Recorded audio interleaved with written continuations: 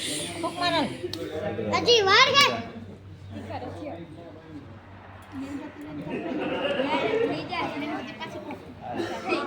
હાલો ફૂક મારો તમે હા લે આ ફૂક મારવા દો હાલો કહેતા નથી કે માં બધીનો વિડીયો ઉતારો કેકનો ઉતારો